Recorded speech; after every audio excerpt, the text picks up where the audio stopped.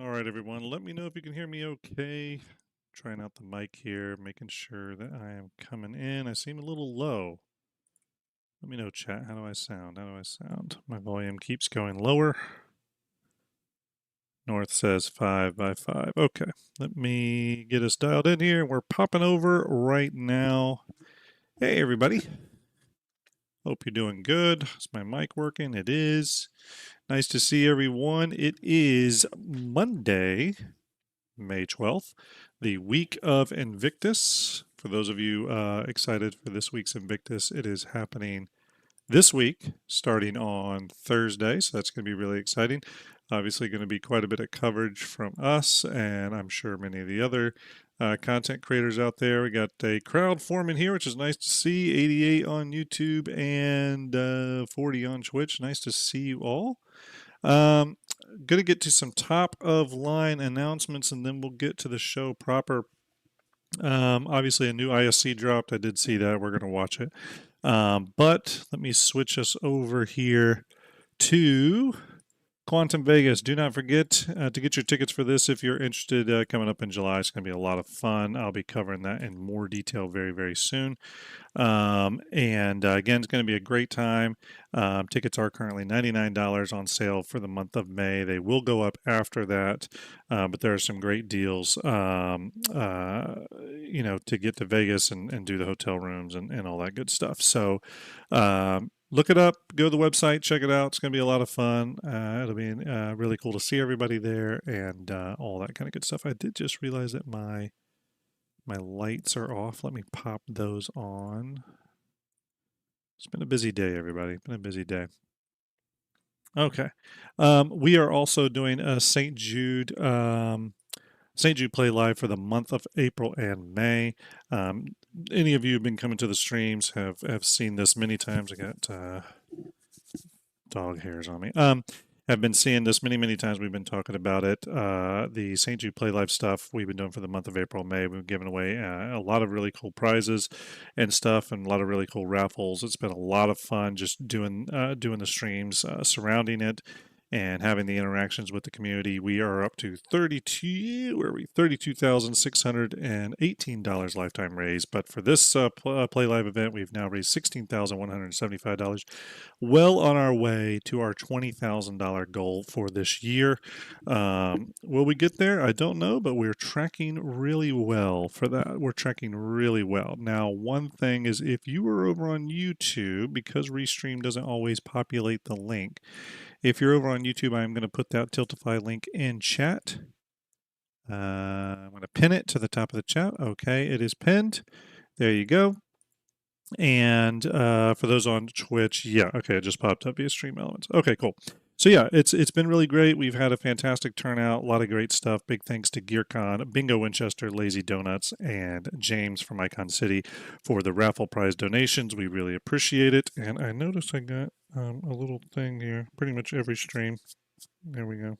This is what happens, people, when you wear black shirts. You wear black shirts, you do have to deal with the occasional fuzzball. It happens. All right, let's get into it. I want to cover this stuff. We get a lot to go over. We're going to watch the ISC, and then we're going to go over the Chinese bar citizen. I'm going to go through a bunch of that information and give you my thoughts on it, my opinions on it, and you can take that for what it is.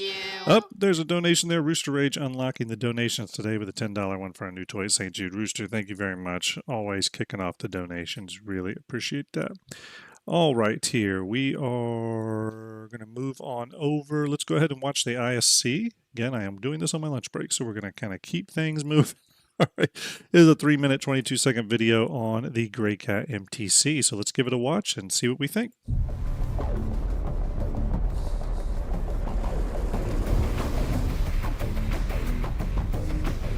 MTC is a military ground vehicle. And it edges on the side of high-tech, but it's still that industrial vibe. It's like a clenched-fist, compact, solid, and battle-ready. Its massive wide body, big tires, and huge bars at the front just means that if this thing is driving towards you, you want to get out the way. It allows you to bring more weapons to help people on the battlefield. You can never have too much firepower, and the MTC allows for that. designed for easy maintenance, yet when you look at it, it looks really put together and refined. One thing that was really important to us is making sure that you guys had access to things without entering the vehicle, so you can do a quick drive-by, pick up and go. So we put some personal storage on the outside, and we have a big cargo rack on the back. Ah, that On is the a side cargo door rack. That's is cool. a new design based on this kind of chassis of vehicle where it has a really low form factor. You'll see when it opens, the door slides along a rail, and that means that when it's fully deployed, it actually sits further back than the tire, allowing you to fit it in more ships. The MTC has two size 2 guns on the top. Yeah, two size 2 is pretty good. Pilot or secondary, it can be controlled by the remote turret seat in the rear. This allows that second player can come in controlling the turret, and then when needs to That's enter cool. the battlefield, the pilot can then resume control of the turret for backup.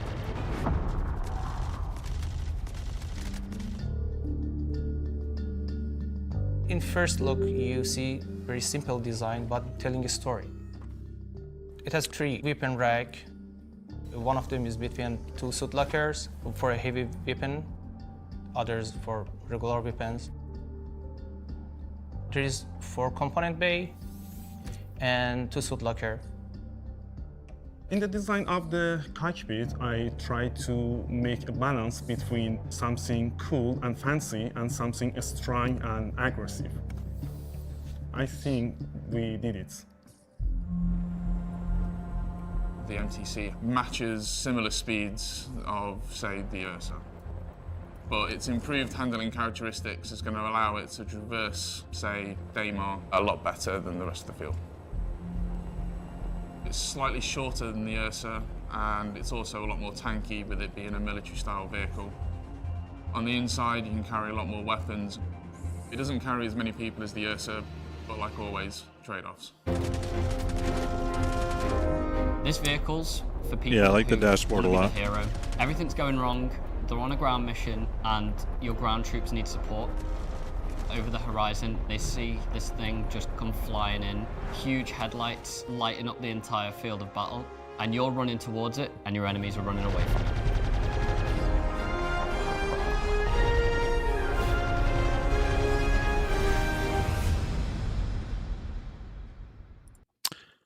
So there we go, the Grey Cat MTC. You know, this one's tricky because I do like it. I just don't know what to do with it. I wish there was a suite of these coming out with a bunch of variants, medical variant, this mobile armory variant, but also maybe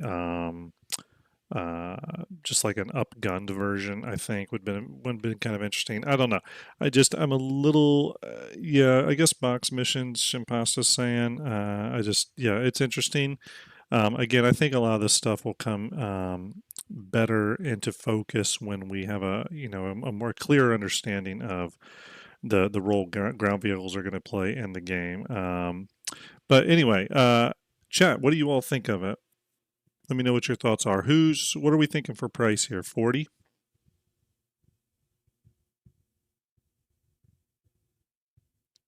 I'm thinking possibly a $40.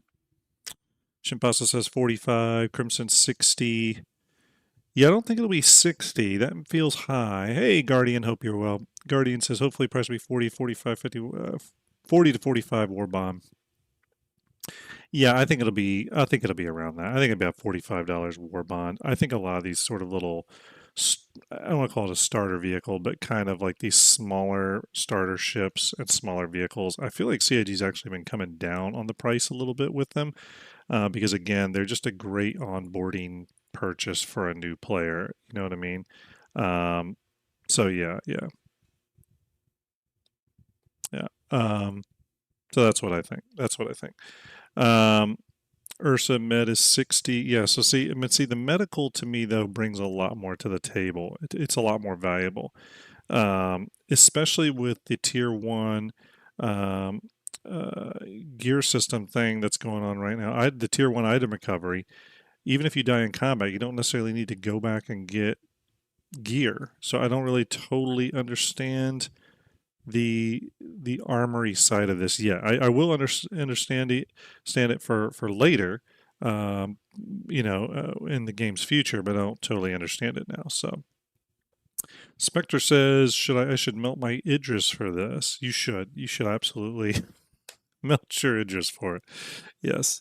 Senef says it's going to replace the Storm. So the funny thing there is, I think with the Nova getting that new ballistic Gatling gun as its main turret weapon, I think we're going to see some more interesting weapons coming to the Storm as well. So yeah, no big surprises here. It kind of is what it is. It's driving through water there. Is that new? Or were they always able to drive through water? Is that a new feature? Let me know. I'm curious. Anyway, yeah, it's pretty cool. I do dig it. I like the dashboard a lot. I think they did a great job there. Showing it going to the back of that Corsair with the camera tilting. They need to fix that. So yeah, I like this a lot. I don't totally understand the need for it right now. I think it was a great onboarding vehicle, and Kodiak just donated $30. Kodiak, appreciate that reward. Hit them again. Thank you so much, Kodiak. Appreciate you. Thanks for those donations, everyone. It means a lot going towards those sick kids and stuff. It is greatly appreciated. We've had an absolutely fantastic St. Jude Play Live so far this year. Even if it ended today, it would be our best. So really thank you to all of you. Vashakar, hopefully I'm saying that right. You didn't miss anything. We're just going over the Greca MTC video and sort of assessing what this is. This is that LTI token, though, that everyone always talks about. There's always one during Invictus and IAE. Sometimes they're more useful than other times. This is a really cool vehicle, but again, with that item recovery tier 0 or tier 1 that we have right now, whatever it is, and the current state of ground vehicle usage in Star Citizen, there's not a big usage for this one for me. So pick it up if you want an LTI token, or you just like the design of the vehicle. Obviously, it's worth it in that regard. Many of you that watched this channel before will know that I've said that if you just like something, get it. There's no reason not to get it if you like it. It's your money. And aesthetics do matter. If it's just something you think is really cool, then rock and roll, get it and enjoy it, as I always say. This, I think for a lot of people too, this will be an easy buy-in game sort of thing. Let's see here. But yes, in general, it's going to be one of those things where you and the friends you play with and stuff are going to sort of define how valuable this is, right? It's going to, and so for different people right now, this is going to be really cool and a must-have. For other people, this is going to be completely useless for right now. I do hope in the future we get to a place where ground vehicles are just very useful and they play a role in everyone's fleet and all that kind of good stuff. So take that for what it is. I don't know if I would pick one of these up in its current state. I think I would have picked up a variant, maybe a medical variant. This does look smaller than the Ursa, though. I haven't seen it in game, but we'll have to see. It kind of looks smaller. And we actually could bring it up in 3D. I do have the model, but it does look a little smaller than the Ursa. So, Luke Turner says, I like it for base security running around. Feel like we need insurance ready to the point where we can comfortable loading it up with guns and gear. Yeah. So, I mean, again, in the future, when we have bases and stuff and we're doing perimeter patrols and all that stuff, 100% ground vehicles are going to be useful at that point. It just, right now, there seems to be sort of a limiting factor to them in general. I also think, as I've said many times, ground vehicles, in my opinion, really do need upward facing maneuverable thrusters to keep them glued to the ground, because on low ground, and you should be able to turn those off if you want to have the low G jumping and stuff. But currently on low gravity planets or moons, the vehicles just control like absolute garbage because they have no way to gain traction. So, anyway. All right, next, everyone, we're going to talk about this. For those of you unfamiliar with this, this is the Chinese bar citizen that was done. I posted a video of it. As a matter of fact, I'll grab that link right now for those of you that have not seen it. Here's the link. Save it for later if you want. I posted the video along with some other people. Watch mine. But I posted a video of the Chinese bar citizen specific Inside Star Citizen that was released to that community just this past weekend. And it's extremely informative. Probably one of the most informative ISCs I've ever seen in my life. So I hope that does mean during Invictus launch week, well, I know we're going to get this video, but I hope that Jared does some videos for the broader Star Citizen community that are as info rich as this one was. For example, these behind the scenes or behind the ships videos have been great, but they've been very, very like marketing focused and really just trying to sell the ship. They even have the developers kind of saying things like, oh, hey, buy this, your enemies are going to run the other way. And so it's very marketing focused. They're very, very short, like 3 minute, this 3.5 minute one's one of the, is about average, I think. They don't really go into, why this vehicle was developed, what, existed during the iterations and stuff, and what the gameplay goals of this was. It's just sort of more broad marketing speak, which is fine. Again, there's nothing wrong with that.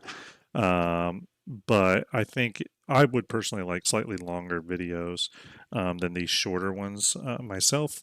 But hey, that's the way CIG's doing it, and I got to respect that. But anyways, they did this Bar Citizen event for China. It was Disco Lando interviewing John Crew, the vehicle director, and again, a lot of great information.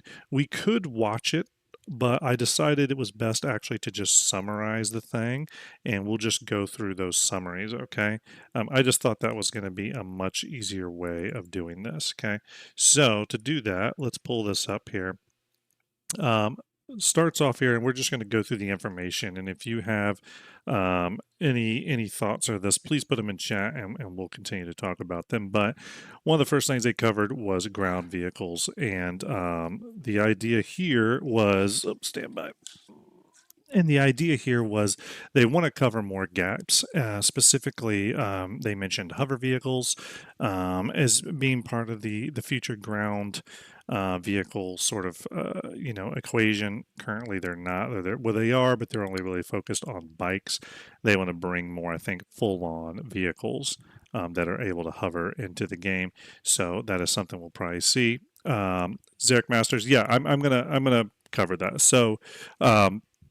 I should caveat all this that a good chunk of this information is straight from the video, so there's no translating involved.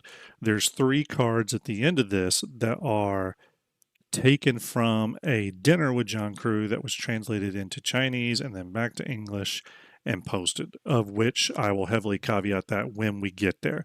The stuff on these cards, though, at the moment is taken directly from that video. Okay, so there's no room for interpretation here, really. It's exactly what John Crew said. So just want to point that out. So when we get to those cards, I'll point it out, but for right now, this is from the video, okay? They do want to do larger ground vehicles, so around Cutlass size, about 38 meters big, which would be big for a ground vehicle. They're challenged by small vehicle hangars currently, though. So again, we'll see. I think we'll see larger ground hangars at some point, probably especially when bases come along, like personal bases, and that'll open the game up to larger ground vehicles. In addition, while ship hangars are large enough, they said that many hangars you cannot drive out of. So again, I think ultimately what would be really cool is from personal hangars, if there was a doorway you could drive vehicles out of that essentially went on a tunnel and then went out of the landing zone. 4 landing zones, again, for player bases, that's not going to be an issue. And then they want to add more ground vehicles gameplay, more ground vehicle gameplay, and give incentives for ground vehicles. We've heard this for years. perhaps it'll come at some point, but for now, it's just one of those things we've heard for years. Next, oops, let me switch something real quick, everybody. Bear with me. Next, we heard about ship living quarters, the role of a ship determines the standard of its quarters, right? So actually, stand by, everybody. I got to get my lighting set up here. Okay, there we go. And with that, they said no living quarters equals a soft cap on how far you can go. So if a ship has no living quarters, that is essentially a limitation or a limiting factor on how far you can travel, at least to the next place to take care of those hygiene related things or those actor status tier 2 requirements. Okay, and again, those are things like hygiene, food, water, all that kind of good stuff. Okay. They do talk about how long distance needs for travel will include living quarters, bed, food processors, toilet, shower, etc. Food processors are obviously providing food and necessity, which then necessitates toilets. So in the actor status tier 2 development that CIG talked about, God, the last time they talked about it was probably 2 years ago. Probably 2 years ago, we heard that all that was going to matter, but it was going to be a minimal thing, but it was going to matter. And the last time that the progress tracker was truly working, we saw it on there. It was something we saw. So hopefully we're going to get back to that. I don't know. For right now, the last we saw is that it was finishing development, but again, that was on the progress tracker from like freaking 2 years ago. So we don't really know where it's at. I do think though that's going to come online possibly later this year. And the reason I think that is because I think it's going to come online with the Apollo. And I think it's possible we could get the Apollo end of year. So Apollo meaning the next iteration of medical gameplay and or actor status tier 2 systems, right? Not sure if we'll get all of them or not, but they did talk about luxury ships having more personal quarters. That's kind of the idea there. Obviously, military ships are more shared quarters. We've seen this in ships like the Polaris and many other ships like that where you have the bunk system. The personal quarters thing, the shared bunk thing also exists for just standard commercial ships like the Hull C and Zeus and stuff as well. So to me, you could say military ships and general purpose or general use ships. It's more the luxury ships where we start getting into personal quarters, right? And then they mentioned that single seaters will eventually allow eating and drinking from the seat. So pretty cool. Next, ship weapons types. They did talk about that most of the weapons from Squadron 42 are coming over to the PU at some point. They want to focus on filling size gaps before adding new archetypes, right? So the current types are ballistic, energy, distortion, cannon, repeaters, and gatlings, but they want to sort of fill out the size requirements for all those before starting to bring on, completely new weapon types beyond that. So. And there are some ships and stuff that do rely on the ability to use different weapon types through one bespoke gun. So that is a thing that's been mentioned actually with the Perseus in the past. So they then talked about beam weapons for larger ships, and they said that this is the year of the beam weapon. Now this is the a thing that's been talked about a lot over the past week with the Idris K kit stuff coming on board and coming into the code. For example, we've specifically seen code referencing the Hurston Exodus size 10 laser. We've also heard audio files related to it. Those audio files, of course, highlighting that it is a sustained beam weapon. You can hear it quite clearly in the audio. So again, it's just an audio file right now and a code string. We haven't seen the model in game.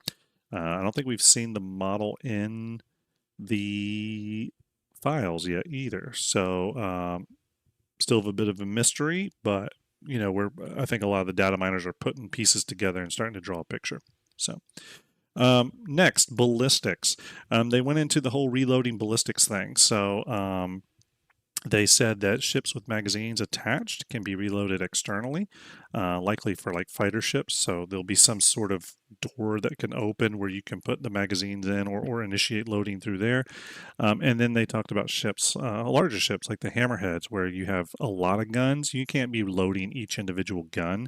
So they've said for those, there'll be an internal loader near the cargo area. Think of the salvage processing units. It'll be something like that, and you'll be able to put the ammo boxes, you feed them into the machine, and then that gets dispersed out to all the weapon systems on the ship. So kind of a simplified thing, but it sounds like it'll be a lot more convenient and like quality of life for those of us who are reloaders on ships. Next, they did talk a little bit about the MobiGlass ship interface. Again, everyone, we're kind of moving through these, but they did talk about the MobiGlass ship interface. You're going to be able to unlock and lock doors from your MobiGlass, which is going to be huge. I don't know how you all feel about that, but that's a big deal to me. Carlor Mato, thank you for the follow. Salute to you. They did say that the team responsible for this is also working on other player requests like the 3D landing camera. Okay. So again, these are all things, especially the stuff that goes through that team and that you're controlling through the MobiGlass. It seems small, but it's a pretty important thing that we need. Okay. It's a very important thing we need. It's going to be a huge quality of life thing, right? So definitely a big deal to get that on board. So I think it's going to, especially the landing camera, that alone is going to be huge. But then being able to remotely open doors and stuff like that is going to be awesome. So, for example, if you are loading and you have a ship and you're at your cargo hangar, just being able to bring up your MobiGlass and open the back ramp hangar door or like door on a ship is going to be a big deal. So yeah. Next, they did talk about missile rack options. They talked about the ECM pods, and they said about there's going to be options for hard points. So they said the ECM pods / extra fuel are probably not planned for missile hard points. I should go without saying. Essentially, what they're saying there, you're going to get extra fuel tanks like fighter jets do that can get mounted underneath, an F-7A. They're not doing anything like that. Or countermeasure pods. Again, those are handled by different systems within the game. But what you will have is alternates for where those missile racks go. We've already seen some PDC options and stuff, for what can go on those missile pods. I think that's going to come in the different types of missiles that we're going to be able to apply, but also so instead of like one. What I think they're going to do there is instead of like having one fleet, thank you for that follow, salute to you. Instead of having, for example, the ability to put a 8 size 2 missile pod on that mount, you're going to be able to then maybe switch that out to like a 16 size 1 missile pod. I don't know, but that's sort of what I was thinking. We'll have to see though. I'm still a little curious about that one. They did talk about drop seats currently, obviously saying that these are currently underutilized. And they mentioned, we do have currently how, like G-forces do apply to people not seated in seats. Everyone knows that. But what they want that to do is it's very binary right now. So it's either affecting you or not affecting you. And what they want to do is give gravity generators a bit of a curve, right? So when a hard curve starts, you will start to slowly lose your ability to stay planted onto the floor of the ship, eventually leading to you floating in 0G almost, obviously, or even getting thrown around in the ship. So there's going to be a ramp up to there. I do wonder if in the future when they bring us that ability they've talked to us about before where we're going to be able to grab onto things, I wonder if we're going to be able to grab onto things to stabilize ourselves. I think that would be kind of interesting. And then they just talked about how they want drop seats to drop ships to be more survivable during drops. They're not currently tanky enough. Obviously, the drop seats within drop ships ignore a lot of these G-force issues that they want to add a bunch of nuance to in the future gameplay loop of bringing, being aboard a ship and having to have a place to seat. Otherwise, you're being thrown all over the damn place, right? Next, they did talk about the RSI Galaxy a little bit. I know we have a lot of RSI Galaxy fans. I am one myself. They mentioned that the interior would be based on the Zeus rather than the Polaris, which is really cool.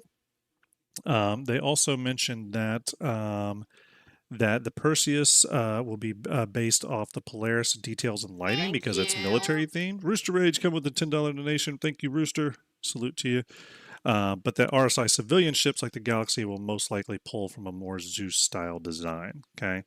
They also confirmed that the Perseus is not coming at Invictus launch week. Okay, so thing there. Everyone, I have to grab something real quick, so I'm going to hit up a cinematic. I'll be right back. Give me about 2 minutes. All right, everyone, we're back. Sorry about that. Sorry. Had something come in I had to grab. All right, we're back. RSI Galaxy. So this one, again, really just confirming that what we already knew, that the Galaxy was going to borrow heavily from the civilian RSI kit, which we have seen evolve over the years. And now with the RSI Zeus, it's really hit kind of a place that I think CIG loves and that the player base loves. So obviously, and then of course the Perseus not coming at Invictus launch week.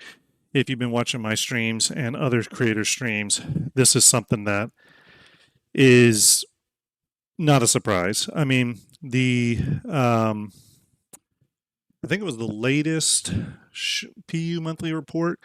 They actually do mention the Perseus leaving.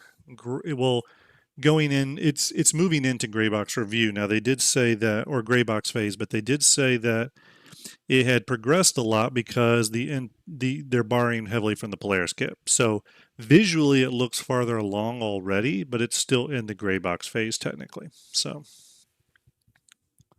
let's see here. Let's see here. Yeah, we're gonna talk about the Nautilus thing. That is coming up, everyone. It was mistranslated. John Cruz spoke on that. We're gonna get to all that. Next, Caterpillar and the Kraken.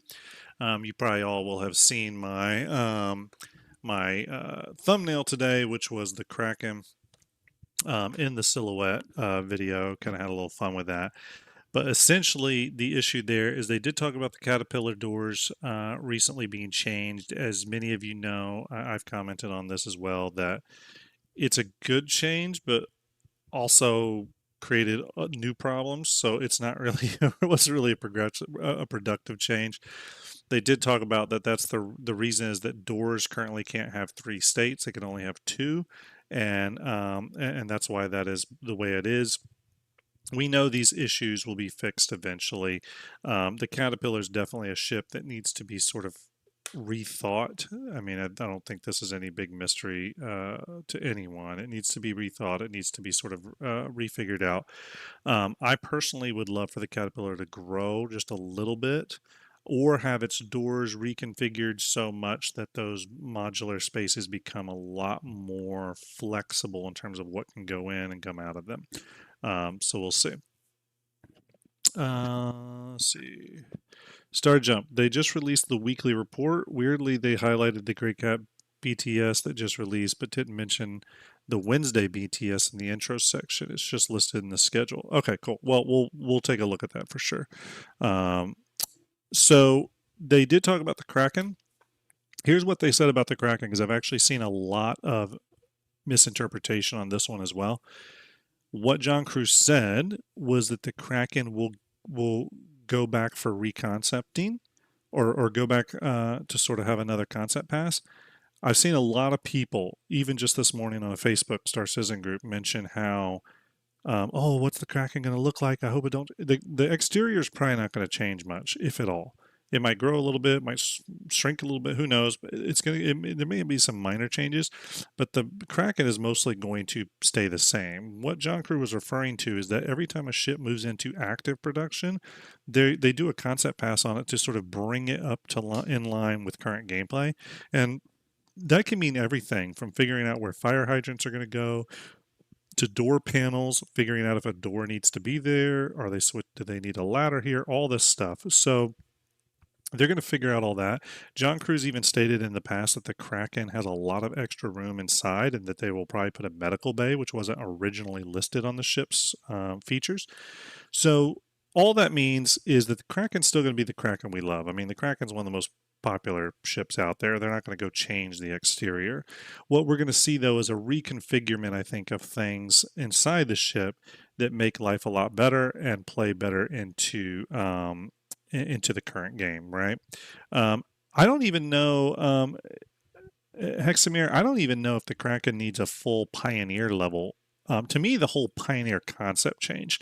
The shape mostly stayed the same to some degree, but there was some major changes there too.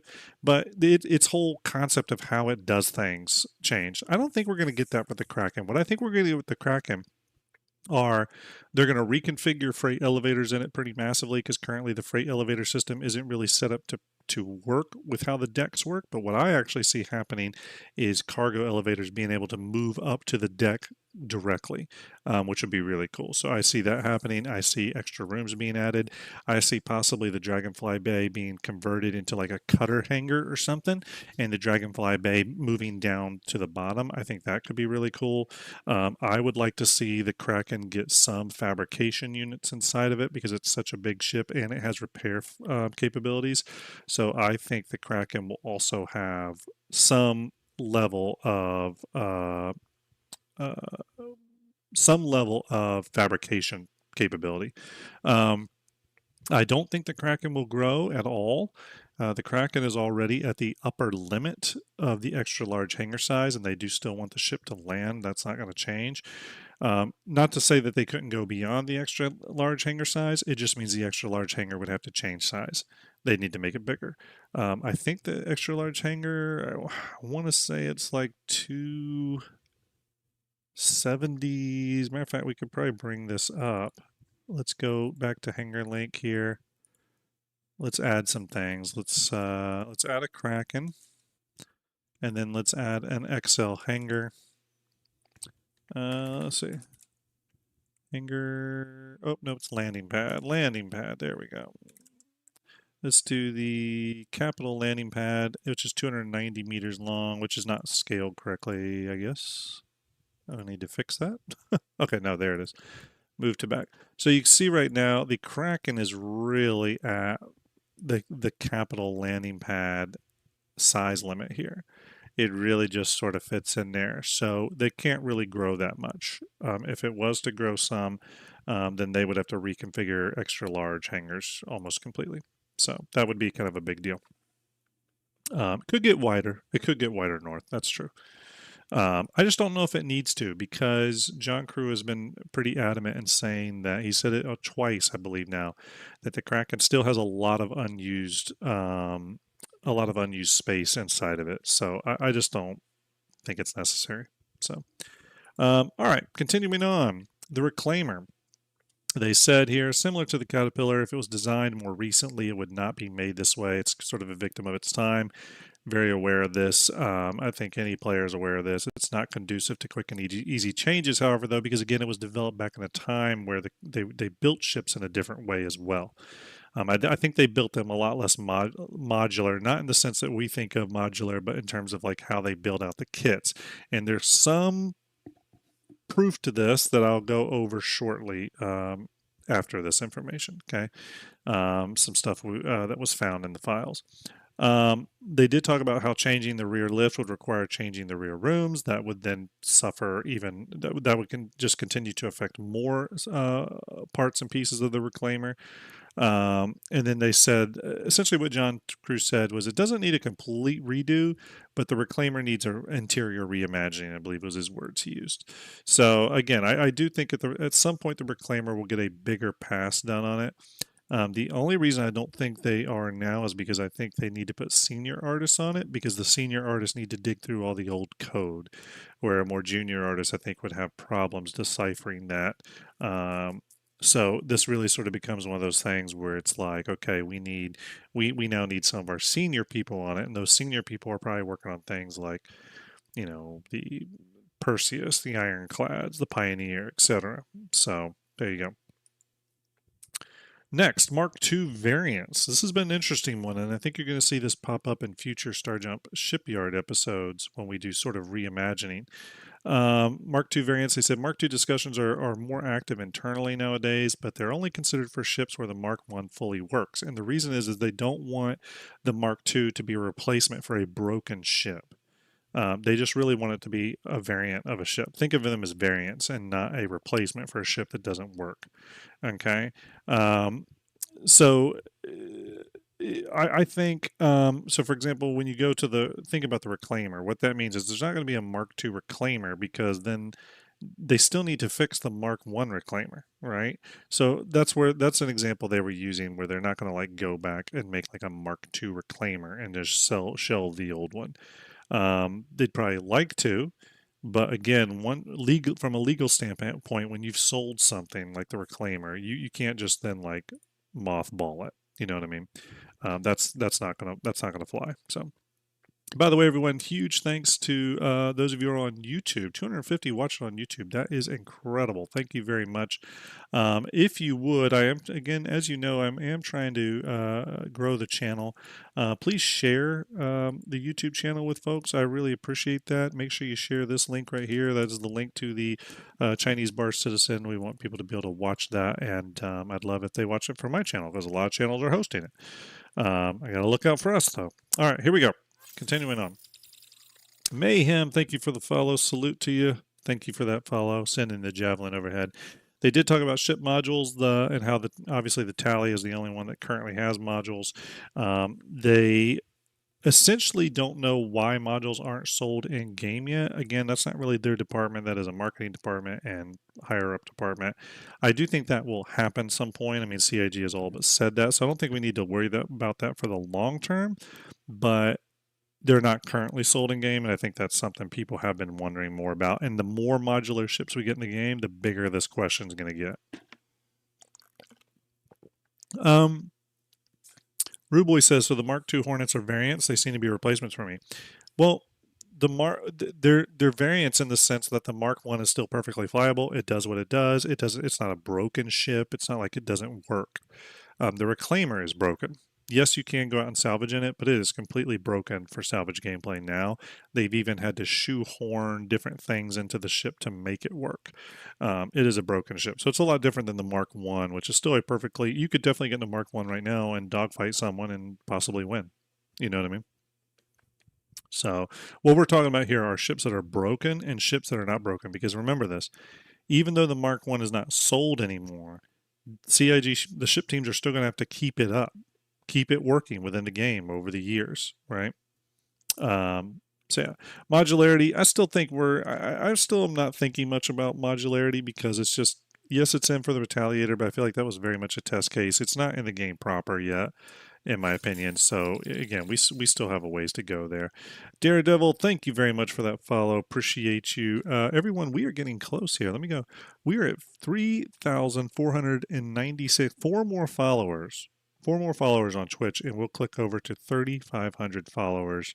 Thank you all very much. Appreciate that support. Let's keep going. They did talk about Maelstrom. This one was interesting. They talked about how Maelstrom is full speed ahead on Squadron 42, with it being about 70% integrated within Squadron 42 at this time with the ships that are going to have Maelstrom. That it is adapted from the existing damage model. Okay, it is a mostly simple conversion, which is also great to hear. DMG Dead Meat, thank you for that follow. Salute to you, getting me ever closer. Thank you, Dead Meat. So there is a simple conversion process. So someone worked on some sort of system to take the existing damage model and push it and convert it towards Maelstrom, which is great to hear because we need that. There's a lot of ships out there. Zarek Masters, thank you very much, buddy. Appreciate you. And thank you everyone that's donated today. Rooster, Kodiak, and Rooster again. Also appreciate that. They talked about how visually it behaves the same, but with Maelstrom physical properties and attributes, right? And then they said that once that conversion is done, TechArt can then take it and further update it, add nuance, add specific damage elements to certain ships if they want to, right? So for example, if the conversion is done on a Polaris, but then they want to go back and add a few little bells and whistles to that destruction on the Polaris to make it a big event, they can do that. Currently, it's the hero ships that are being done. The hero ships are generally any ships that you are dealing with within Squadron, right? Especially the ones you're inside of. And however, there's some ships that only make a brief appearance in Squadron or maybe only appear once. They're getting the PU converted Maelstrom version, and that's kind of staying at that level. But the hero ships are getting the conversion, but then also the additional work from the tech art teams to make those destructions even more impressive, right? Zarek says, question, is Maelstrom not a Squadron 42 feature? Does that not mean it's feature complete? So it sounds like it's feature complete, and then that the features develop, they're just still pushing it to all the ships. So a little bit of a nuance there. I guess it depends on how you want to read into it, but I could still consider Squadron feature complete. They're just still getting it applied to everything, but the feature itself is complete. But you wouldn't be wrong to look at that as like, well, it's a little bit of gray area there. Right, feature complete, not feature implemented. That's a great way to say it. Crimson Ox says, question on that note too about the Idris at the 1 hour 14 minute 29-second mark of the CIG Squadron 42 gameplay. You can see the UES Stanton and the bridge fairly clearly. It has the strut and obstructs the pilot's view. Why do you think they want to obstruct the pilot's view this way? Well, it's hard to know because on a capital ship where you're actually just a tiny little thing inside that bridge, what looks to be an obstruction may not actually obstruct it once we're that small inside of it. We might have a much bigger view plane than we do, so it's a little hard to know till we see that inside. However, on that note, the Squadron 42 version could receive some changes when it comes over to the PU. Because remember that exterior, which we're going to talk in a little bit about, there's probably going to be a Squadron 42 version, and then there'll probably be a PU version. Okay. Jabberwocky, we're going to get to that question. And then they just sort of highlighted that the difference between full Maelstrom and partial Maelstrom, and that in the CitizenCon demos, all ships were Maelstrom and behaved differently from the PU. So that means in terms of how damage was received, flight physical properties, probably how they flew, all that kind of stuff. All right, thank you, Hexamir. Thank you. We're going to check that out for sure. We're just going to get through this, and then we'll check that out. They did talk about weight calculations. I don't want to go too much into this, but essentially it was just more details that we've heard over time relating to Maelstrom and just sort of material properties in Star Citizen affecting weight, etc. Currently, that's sort of done in a very sort of Excel sheet-based way, but when Maelstrom comes on board, it'll help get all that figured out in a more like diegetic or like systemic way. So yeah, weight calculations, I think we'll see a big change to how ships behave once Maelstrom comes online. They did talk about capital ship changes. Polaris originally being tuned too fast. We all know that. So they wanted to avoid it being too slow as the first military capital ship. And in lore, it's supposed to be a fast ship, by the way. Let's see here. They want to slow down all capitals, including 890 Jump, Idris, Javelin. So that's being applied to everything. Reclaimer's not quite considered a capital yet, despite having capital components. Although I think in the future, when it gets its update pass, it will become a capital. It's already a slow ship, so no issues there. Capitals are not meant and not designed to be really performant in atmosphere in atmosphere environments. So all like the low flying Polaris nose down videos that we see I think are going to go away. And then some may not ever be able to leave atmosphere again without dedicated VTOL engines. We've heard this with the Kraken before. Now the Kraken does have dedicated VTOLs though, so you will be able to get it off the ground. And then they essentially, and this is something I really believe in, they want to make capitals a big event, right? They want to adjust fuel and insurance timers to coincide with capitals and make, when you pull them or you claim them or anything like that, they want that to be a big deal. And then owning a capital ship as a daily driver will have significant downsides. We've already heard this before. Again, this is in fuel consumption price, armament price, repair costs, all that kind of stuff.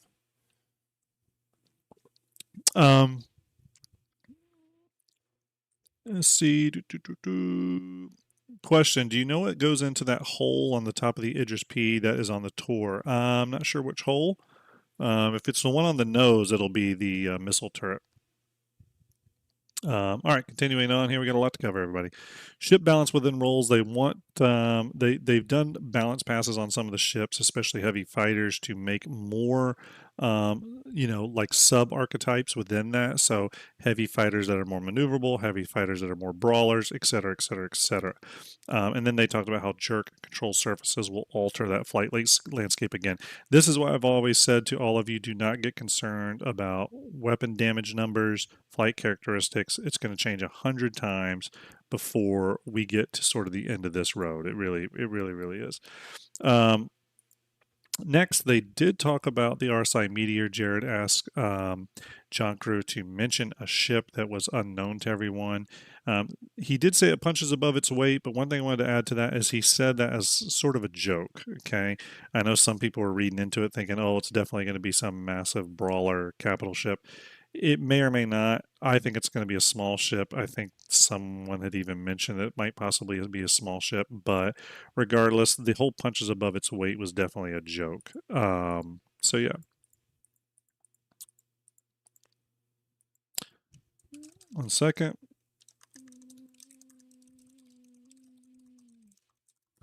Oops, one actually.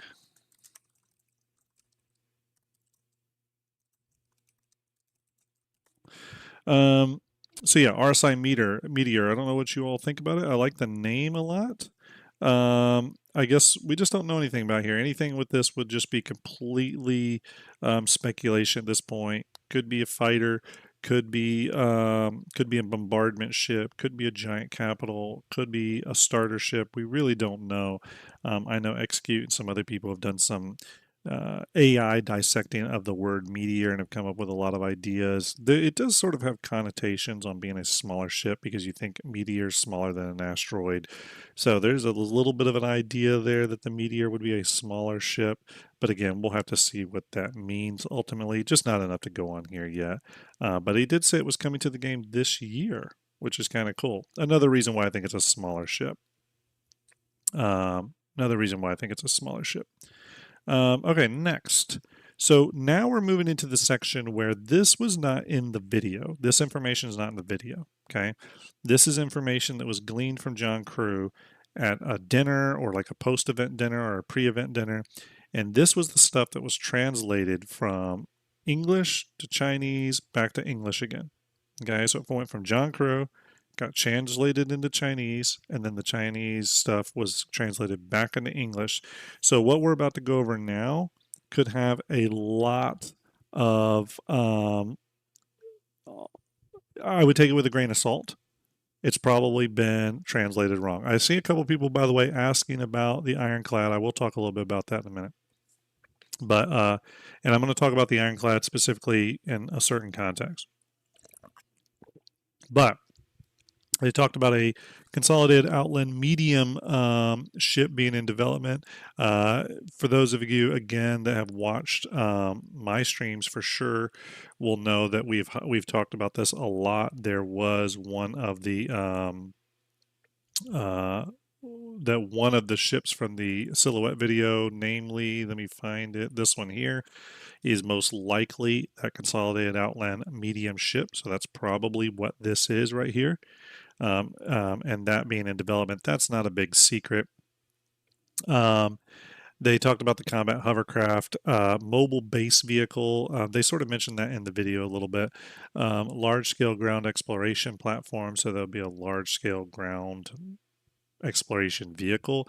I imagine when we're doing like ground resource harvesting and stuff, a vehicle like that would be really interesting. There was a mention of the torpedo control seat possibly moving to the second floor. That's an interesting one. I would love to know what they're going to do with the torpedo control room then, if that is the case. I'm not sure how I feel about that. I would love to hear John Crew or Ben Curtis's thoughts on that ultimately. They did talk about a new capital ship larger than a Javelin planned. They don't know if it's going to be Aegis, RSI, or Anvil. It's not part of Squadron 42. I think this is going to be a long way out. I think this is going to be like 1.0 or post 1.0. But kind of interesting that they're thinking about a larger capital ship. The reason that's interesting is because of that, you know that they're thinking about a time when the game can support a larger capital ship with massive crews.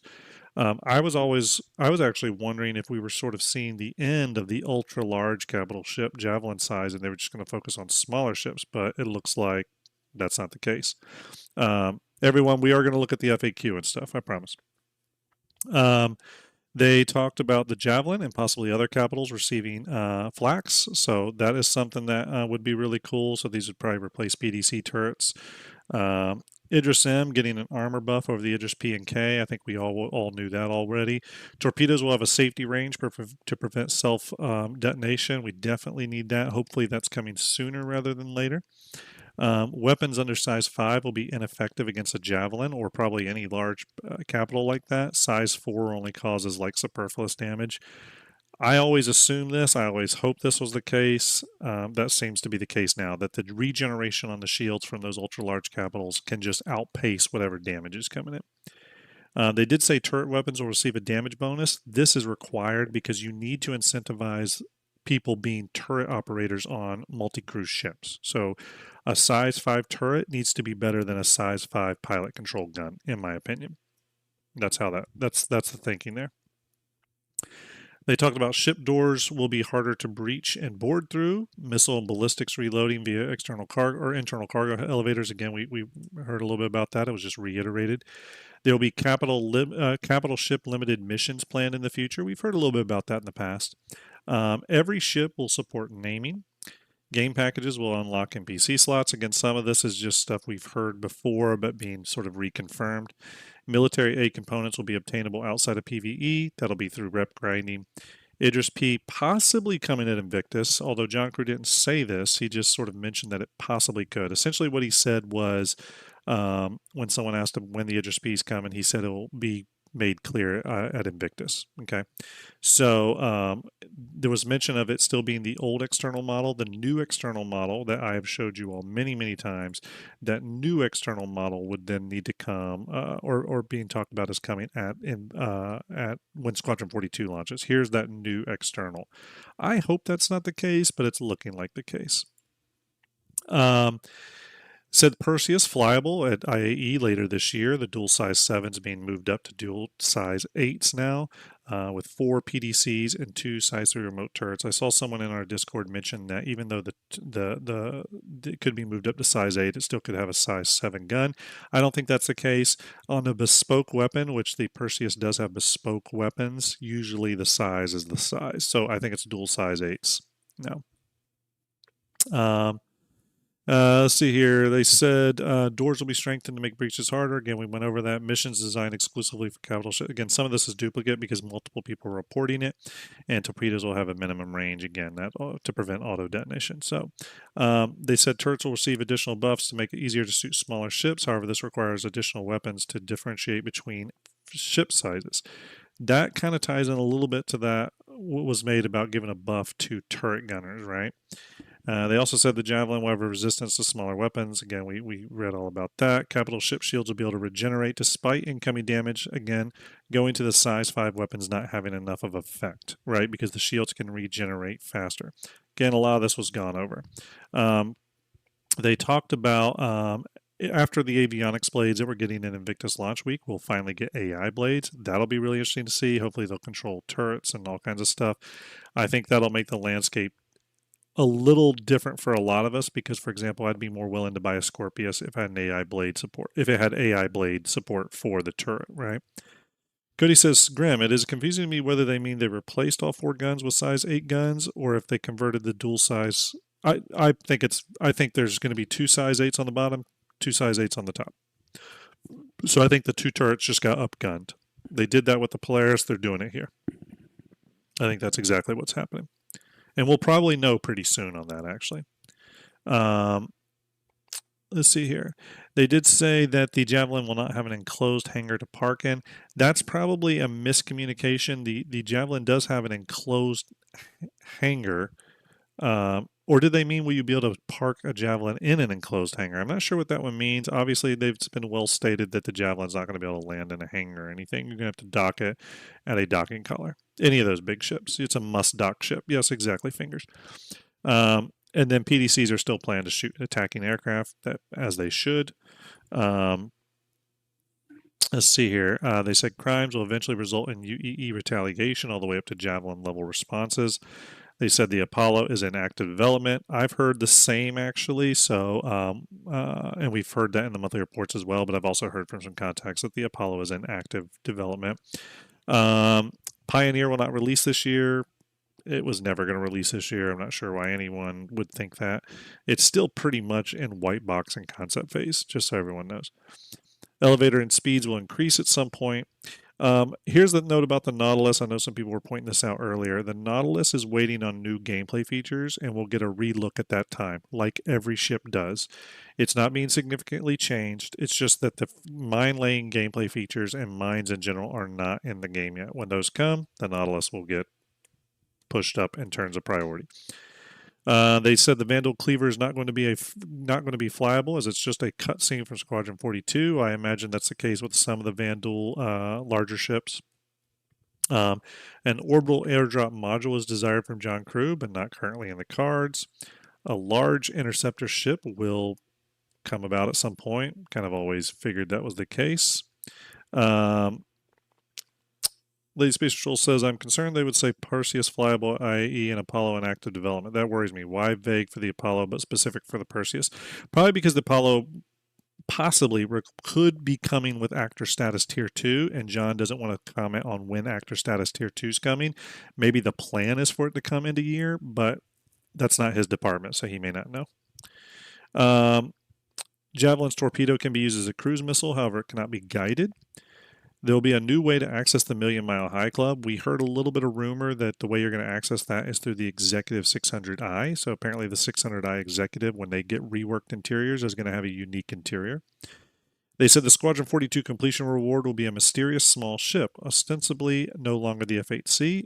Could very well be the F-8X that we see Squadron 42 fly in the Squadron 42 gameplay trailer. So... and then last but not least, some additional information here. The Zeus MR Legionnaire Starliner and the Spirit E1 are all on hold due to lack of gameplay. Yep, 100%. We don't have bounty hunting gameplay, we don't have hacking gameplay, and we do not have passenger transport gameplay. They reconfirmed that a Genesis concept revision was going to happen. Of course, the Genesis is way out of bounds now on ship metrics and design ethos and stuff, so of course that's going to happen. No Pegasus capital ship in Squadron. That's an interesting one. We do have the Pegasus in Starjump Fleet Viewer. For those of you that have ever seen it, I can show you here. What he means is this ship. This ship here is no longer in Squadron 42. It does look like it's been replaced with those variants to the Bengal that we've all seen in the gameplay trailers. So not a big surprise there. I was thinking that we probably had that ship had been mothballed or something. Then they said the 600i rework is still in the concept stage, not moving forward right now. Again, I don't think they're working on Origin ships at all right now. And then the 600i Executive will possibly have a different interior than the other variants once that rework is complete. Okay. Now, let's go ahead and move over. So that is those. I did want to pull up one other thing. Well, actually, let's go ahead and do this part here. Let's do this part. Let's go to This Week in Star Citizen. I want to bring that up. And let's see here. What do we got for This Week in Star Citizen? Let's go down. Bar Citizen event. That's the one in China. Very cool. Or is this the one in China? Yep, that's Beijing, China. Obviously, John Crew there, Sandy, and Aaron Roberts. So very cool. Very cool. Big event. Big event.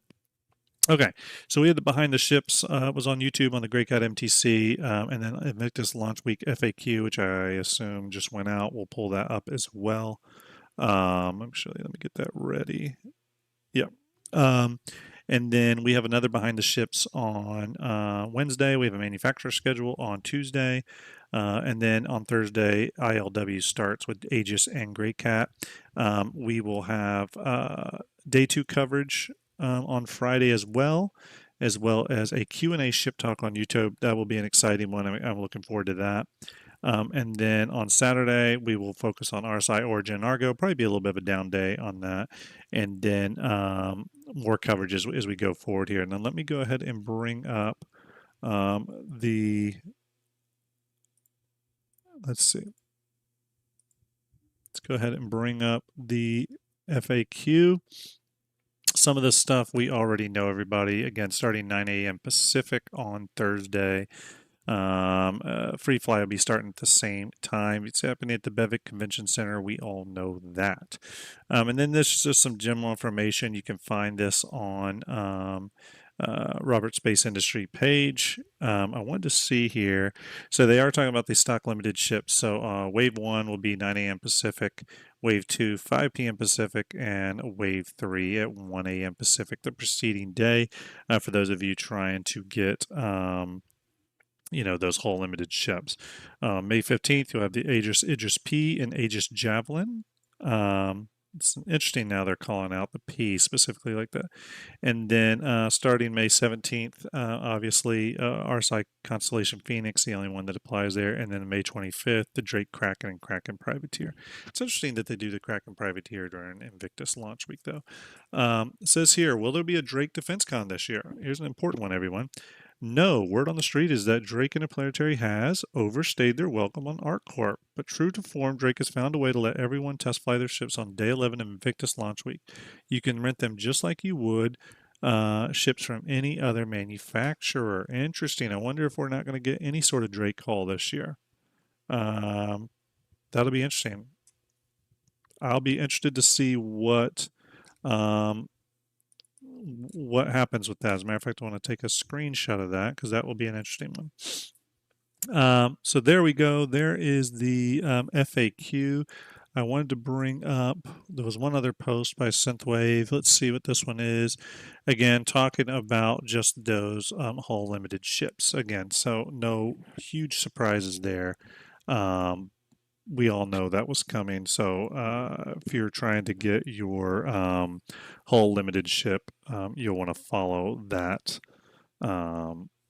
that schedule and be on the lookout. Good luck if you're trying to get one and trying to hit that F5. That F5 war. If you're participating in that, it's a little tricky. We'll see. How many of you are successful with it? I've missed out on some ships and gotten in on some ships. It's depending on where you live and servers and server speed, I think affects it a lot. So good luck to those of you trying to snag one this year. One thing I did want to pop up and talk about was, and I want to be very careful how I say this because a lot of people have asked about the Ironclad. There really hasn't been any news about the Ironclad. But that's not entirely true. In the files, there are something referred to as kits now. MISC has one and Drake has one. And these kits are parts and pieces that can be used in multiple ships from the looks of it. I have not inspected the meshes yet. I've only seen the file structure. And within that is the Ironclad, but not the entire Ironclad. It's parts and pieces of the Ironclad. Now, the interesting thing there, though, is that it's spelled wrong. It is actually spelled wrong.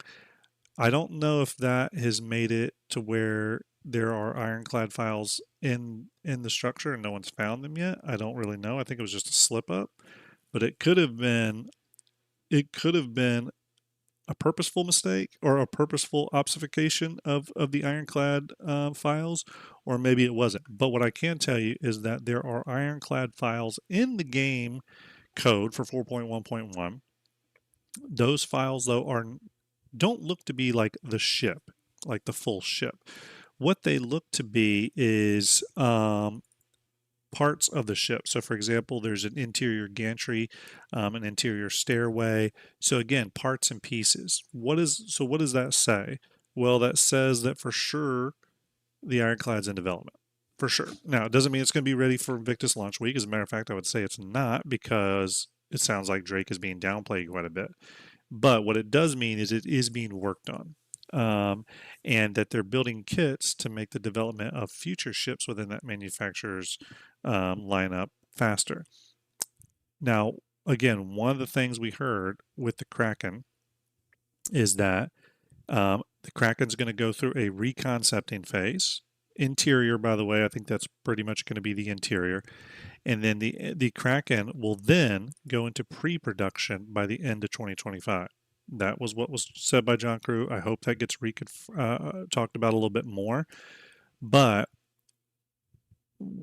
what I think is going to happen is that at the end of this year, when we get to CitizenCon and we hear, we get the silhouette video like we always do, I think you're going to see something very similar to this, with our Kraken finally being silhouetted and the big ship being developed. Okay, but CIG does a reconcept pass on all ships that move into active development. They need to sort of bring it up to standard. That could be, again, everything from fire hydrants to or fire extinguishers, excuse me, to light switches, to all that kind of stuff.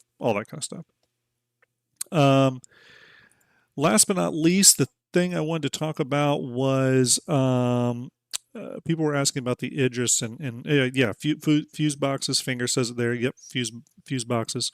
Karsten on YouTube says yes, it has huge trolling potential. That was the purpose, Eric. That was 100% the purpose. But one of the things that or Karsten says over on YouTube, Kraken needs to grow, pags are too small. So I did ask Gavin Rothery, the designer of the Kraken, I asked him personally, is the Kraken to scale? Like, is it considered to scale?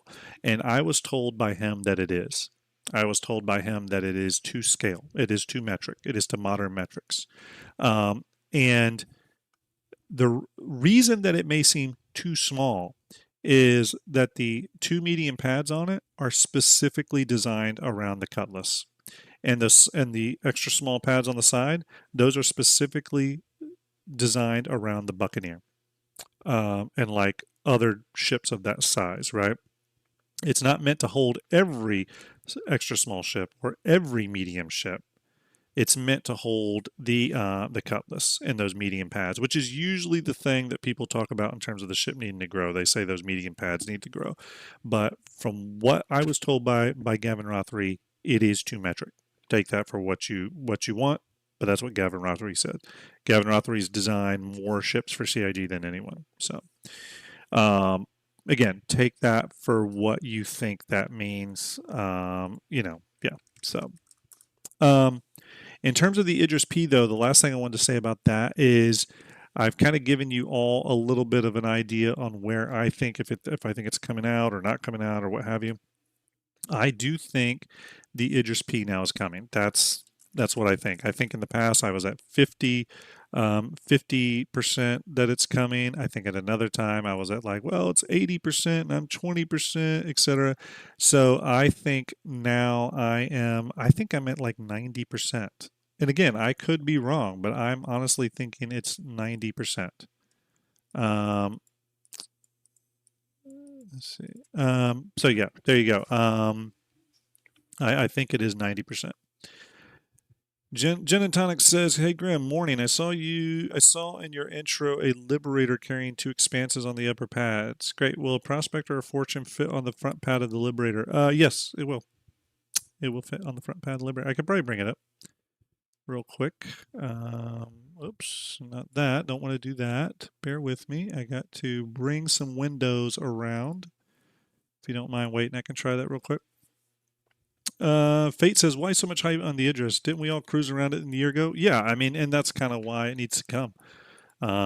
It's there. If it's essentially done, they need to bring it out. So here's my thinking on that. For those of you curious, I think from an ethical standpoint, if a ship is done or essentially done, and it's just sitting there, I think CIG should release it and let the people that have paid real money for it fly it around. This like artificial holding things back because of like not wanting to spoil something. I just don't think they carry weight because, again, people have paid money for it. So that's my thinking. I know some people have asked that before. You know, some people, even Starjump vendors, said that like, well, they should hold back the Idris. I sort of disagree with that in that I think anyone who's paid real money for something, if it's done and just sitting there, they should get it in their hangars. So let's see here. I'm going to bring up. Do I have it? Nope. Bear with me, everybody. All right, we can try this real quick. Someone was asking about the Fortune or the Expanse, or sorry, the Fortune or the Prospector on the Liberator. I'll check that real quick for you while we're here. This is not to scale, but that's okay. Let's see, 0.01, 0.01, 0.01, I think. Yeah, there you go. Let me get us off perspective. There we go, everybody. If you want to know how big the Fortune is or the Prospector, yeah, you could fit multiples for sure. That's to scale, by the way. Hey, Ruben Source, hope you're well. Salute to you, buddy. Nice to see you again.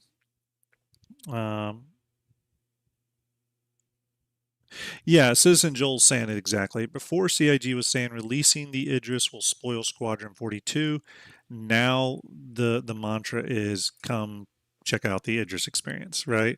So again, the Idris has already been spoiled, so you might as well release it, get it out there. It'll make a big splash, make everyone happy, and it's another big ship ticked off from right now. You know what I mean? So yeah. Genetonic says no. I meant the front lower pad. Oh, okay. I can look at that real quick. But again, we have a lot of code for the Idris K kit. A lot of new code strings for the Idris P. So if there was ever a time it was going to launch, now's the time. You know, now's the time. So thank you very much for that follow. I appreciate it, Custodian. Thank you very much. All right, let's go back to our window here. Someone was, Jen and Tonic wanted to see if the Fortune would sit on the Liberator. We're going to check that now. 0.01, 0.01, 0.01. Okay, there we go. And we'll get us off perspective. I'll just do this real quick.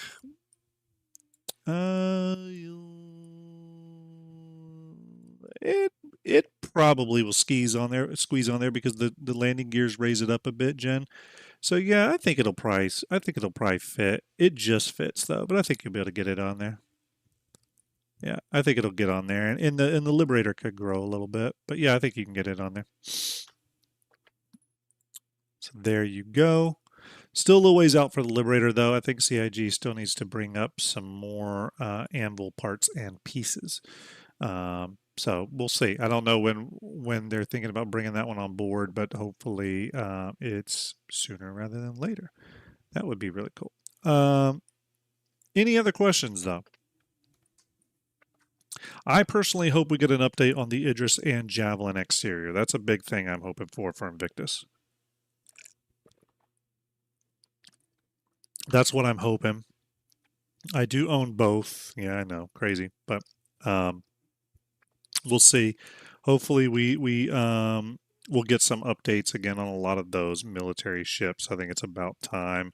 I always love Invictus though. It's a fun time. It's a fun time. All right. I do got to get back to work, everyone. So we're going to send you over to someone fun here. So let's look at who's up on the list here. You know, I'm going to send you over to someone who is an awesome dude, always been very friendly to me. I like his content a lot. He's got a number of people over there, but I'm still going to send you his way because, again, nice dude. We're going to send you over to Ryan over at Super Mac Brothers. Please give him some Starjump love when you go over there. I will be streaming again tomorrow. We will have a Starjump station tomorrow, or Starjump Shipyard tomorrow, where we're going to go all over the Kraken reconcepting. Okay, we're going to take apart the Kraken and really look at what can be reconcepted when it goes into pre-production later this year, what needs to be added, all that kind of good stuff, and really dissect it. So if you want to talk Kraken, tomorrow's episode is your episode. Okay?